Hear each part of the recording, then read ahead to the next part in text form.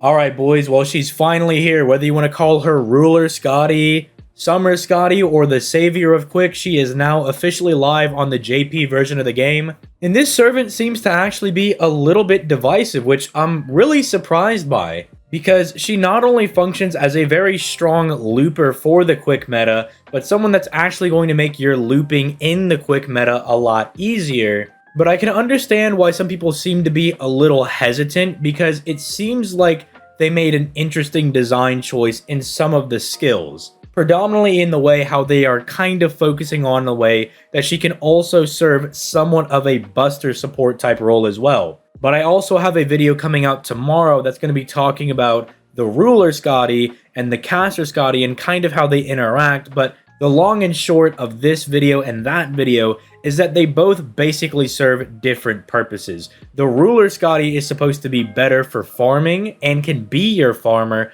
whereas the Caster Skadi is going to give you better actual quick damage with the 100% quick crit damage. And they're kind of built in a way that they work very well with one another, and they don't necessarily make the other obsolete because they're both good at doing different things and also both very good at working together with one another because they kind of offer some different things. But before we actually dive into how good this Ruler Skadi is, if you have not already, make sure you leave a like on the video and you subscribe to the channel for this daily FGO content. And also, if you want to see me talk about FGO live or see me play FGO, I stream FGO every single weekday over on my Twitch, which is linked down in the description down below. And I generally start around 6 to 7 p.m. Eastern Standard Time and go for like 2 to 4 hours, depending on the day. But with all that being said, let's go ahead and dive right into this servant, starting off with her hits. Now, because Ruler Skadi is supposed to also be your looper slash DPS, you'll notice that she's rocking double quick, double arts instead of the double arts or even triple arts that the other Skadi and more traditional supports are rocking. And that'll make sense more as we start going into her skills and everything and we kind of break down how that works, because as I mentioned earlier, she is supposed to also be able to take the role of the looping and DPS servant if you don't have anybody else, which is understandable because you're ideally looking for people like Okita Alter Saber, Voyager, Ashia Doman, etc., Dante's, people like that, right? But if you don't have any of them, especially if you're just starting out right now, Skahawk can fill that role for you. And you'll notice she's got a really strong NP gain stat at 78%. And as a quick servant that, again, as we'll talk about when we get into her skills, that can provide a lot of stars even if she's not quick looping. Anytime you see that arts card with 3 hits, you are going to pretty much refund a extreme amount of your NP because of that really high 0.78% NP gain and the just decent 3 hits on that arts card. But it also means anytime that you get crits on those quick cards, which should also be common because of the massive buff she can give to herself and the high 4 hits on these, it does mean NP gain wise when it comes to her NP with 6 hits, the double quick cards, and the 1 strong arts card, she's going to be fine when it comes to NP gain. And her star gen's also not bad either at 9.8%. But even if you feel like the star gen is too low, again, she has a few ways to help out her own star gen. And of course, she does have that omnipresent, omnipotent 5-hit extra attack that if you guys don't know what the extra attack does, it's the composite card that does everything. Gen stars, gen NP, do big boy damage. It's got all of that. And I was going to say and more, but that's literally all that it does. So it's going to round out her Brave Chains pretty well because of her decent NP gain stat and her, we'll call it, average star genning stat. But as I mentioned, we're going to want to go ahead and dive right into these skills because the skills are what is going to make or break this servant. So starting off with skill 1. This is reminiscent of the original Skadi skill where it gives one ally a 50% quick buff for 3 turns. Again, very strong, quick mana burst buffing up the damage of either Ruler Skadi or whoever you're trying to buff. It also gives them a massive NP gain buff to their quick cards. But then this is where people are starting to get a little tripped up because instead of increasing the quick crit damage, it's giving them 100% buster crit damage. And this is on a 6-turn cooldown. Now again, this is kind of tripping people up because they're like, oh no, I'm not going to be able to do those big quick crits. But then other people are like, no, this is really good because you can use her to buff some buster servants. Or let's say you have somebody like Okita Alta that's got some pretty strong quick cards and you want to use this to also kind of simultaneously buff her quick cards as being better, but then also make sure her buster cards are going to do good. Or for instance, Skadi herself, who also has 2 buster cards, you want her to do really good buster crit damage. You can use it in kind of these flexible situations to kind of buff both sides. But don't misunderstand that the largest buff she's going to give for card buff is still going to be quick. That's who she's predominantly supporting. She just kind of has this side niche of also being able to either buff those quick servants buster cards so they can really do a lot of damage. Yet I believe they took this route because we already have Skadi, the caster, that gives you that insane quick crit damage. So instead of making Skadi obsolete, they allowed them to mesh very well together by now being able to almost give you 100% crit damage total, right? Like if you look at Ruler Skadi, if you're buffing her with Caster Skadi and her own buff, and she has 5 cards, 4 of those are getting this 100% buff. The only one not getting a crit buff is the Arts card. She's going to be doing a lot of damage because then you essentially have her with all of her main cards having 100% crit damage, right? Like that's actually insane. And I feel like that's kind of the stuff that people are missing out on when they look at her having these buster buffs. Because let's just move over to skill 2 as well. You'll notice right there that, yeah, she's giving an additional 15% quick buff, which means in total, she can give somebody a 65% quick buff, which means she's actually a bit better for farming. Well, not even just a bit better, but a lot better for farming because of also giving the attack buff here than the original Skadi because she's giving a bigger quick buff. If you're using like double of these guys, 65 plus 65, greater than 50 plus 50 with the original Skadi, meaning you have more NP gain to work with on your quick cards, meaning farming is easier, but also that attack buff is going to be a bit better than Skadi's defense down because the defense down only applies to one node, but you carry this attack buff into every node and it multiplies into that quick buff, so you're getting more damage for all 3 nodes and your quick buff is higher, meaning you're actually going to be looping easier. That's why I say the Ruler Skadi is better for farming, but as we talked about with the first skill, if you're looking for better quick crit damage and everything and you want to lay in more to the quick cards, you're going to want to use the original Skadi because she's going to make your original quick cards hit much harder, whereas Ruler Skadi is more focused on looping and balancing out your kit to where you're doing more consistent damage overall. Finally, the last effect she does have here is 15 stars per turn every turn for 3 turns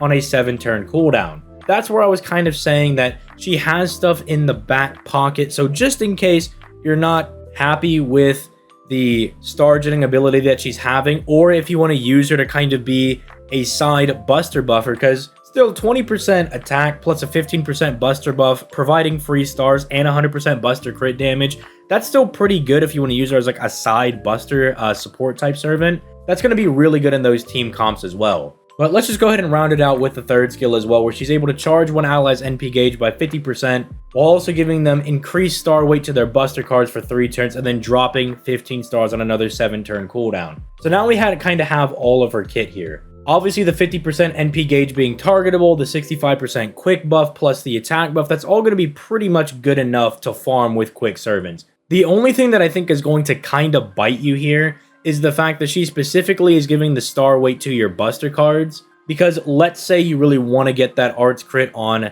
any servant, not just Ruler Skadi, it's going to drastically hurt your ability to do so because you're getting 5,000% star weight to your buster cards. But on the other hand, I think this is just specifically for buster setups where you might not have as many stars, because if you're doing a quick setup, you're probably going to have over 50 stars anyway, to where this doesn't bite you at all. So I see this as more of like a thing specifically tailored for her buffing maybe a buster servant or like a hybrid buster quick servant. But even then, if you've got quick stuff a part of your kit, especially with her giving 15 stars every turn, you should just auto have 50 stars at bare minimum at the end of every turn. But overall, very strong kit. She is looking really, really strong. And then we look at her NP and it's equally as powerful. She's able to reduce all enemies' NP gauge by 1 as she smacks them with her NP. If you're on a waterside battlefield, she further buffs herself with a 10% NP damage buff that goes up to 30% depending on overcharge. And for free, she has a special damage mod against lawful alignment enemies. And because she's a ruler, she can just hit a lot of these guys for free. So at the end of the day, is she saving the quick meta? Like, now that we've kind of just blurted out everything that she does. Is she saving Quick? Well, like I said in the discussion video that I uploaded yesterday night, I don't necessarily think she's on the level or bringing Quick to the level of Buster and Arts, right? Arts can just farm way too easily. They have way too many OP servants, especially with the advent of Ibuki now, for Quick to really kind of get on their level. And Buster just has the ability to ignore any weird nodes that Lasengel throws their way because they don't actually care about looping back and refunding their NP. They just need to do enough damage, which they're kind of just doing already anyway, right? Quick is in that weird position where it's harder for them to loop than Arts, and they traditionally don't do as much damage as Buster servants, right? This is a very strong step forward in the right direction if we want to, like, kind of keep Quick relevant. In fact, I think this actually does make them relevant, right? Getting yourself a ruler Skadi, whether she's going to be your looper or your support, you're going to, like, double up on her to help somebody loop, is going to be very important because it cannot be stressed how OP it is that this Skadi now gives you 65% per Skadi as opposed to 50, gives you the same 50% battery, but instead of doing defense down, gives you an attack buff that's going to let you carry that big damage because, you know, again, buff types are multiplying into each other across all 3 nodes. I really think a lot of people are harping way too much on the fact that she has random Buster buffs in there. Just treat that as bonus. Look at all of the stuff that she does for Quick farming and everything, for supporting Quick servants. That's all a W. Everything with the Buster, that's just bonus stuff that she happens to be doing, and it just gives her a little bit of extra flexibility. It just means you can use her on more weird team comps and everything. And because of her own special damage mod against Lawful and the added niche of being able to get that extra NP damage on Waterside Battlefield, who knows, maybe we'll eventually get a CE that gives you Waterside Battlefield for free. Who knows? Maybe it'll be a command code that you can attack with.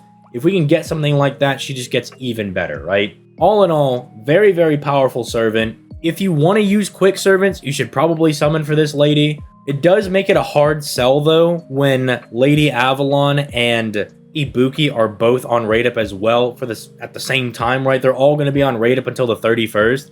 It is a kind of a hard sell because Ibuki is so OP. And even if you don't have Castoria, you can just use the Lady Avalon that you also could pull for as well. Or even just like a Paracelsus plus a waiver that's also free. It could be a little bit of a hard sell, but I definitely think A, Skadi's cute enough, and B, she's definitely good enough to warrant summoning for. This is one of those servants to keep an eye out for. But let me know what you guys think in the comments down below. Again, kind of like I said towards the beginning of the video, this servant seems to be a little divisive, but I think, again, that's just people looking at the fact that she has random Buster utility and are just being like, oh, that can't be good. It's like, no, no, no, it's just bonus. It's just because Skadi can also function as a DPS instead of just being the support. She can take both roles. And because she has double Buster cards, they didn't want to leave her out to dry. They didn't want to give her quick crit support because Caster Skadi already does that. And they're assuming you're just going to use them together, right? And like I said, between her having the 100% quick crit and the 100% Buster crit,